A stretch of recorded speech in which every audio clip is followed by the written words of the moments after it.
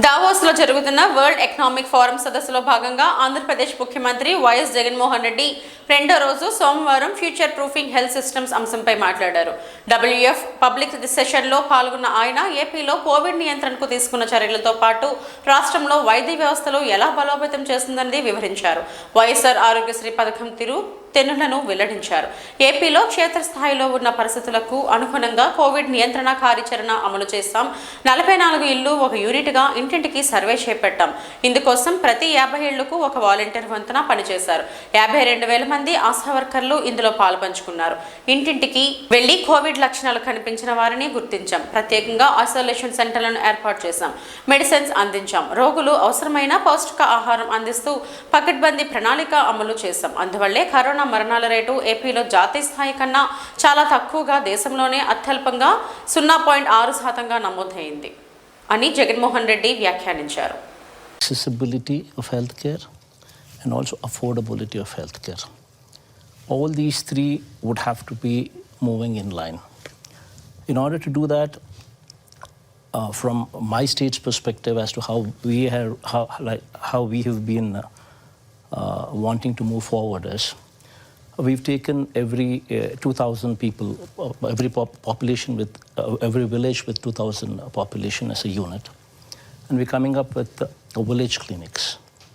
Okay. And then we're taking up every 30,000 population as a unit, unit, and classifying it as mandal, and where we're coming up with 2 PHCs, primary health centers. These primary health centers would have 4 doctors. 2 of the doctors present in each of the PHC center, and they would be given an ambulance 104, and each of this doctor would be given their designated villages.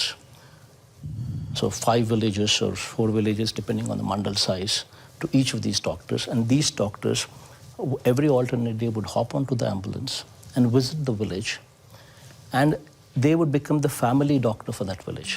Very soon the doctors, because they've been designated only those 4 villages, so they would start to identify people by names, and they would use this village clinic as a hub. This village clinic primarily would be having an A&M, nursing graduate, mid-level health practitioner, and ASHA workers that we spoke about also reporting there. So that would take care of the preventive part. Now comes the curative part.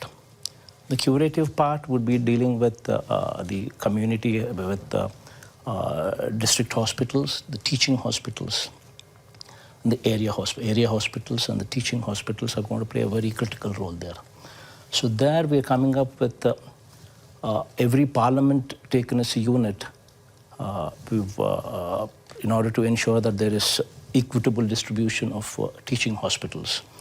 Because only when you establish teaching hospitals, you have postgraduate students actually coming up there.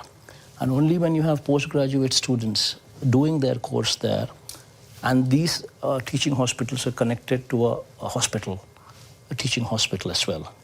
So teaching college and teaching hospital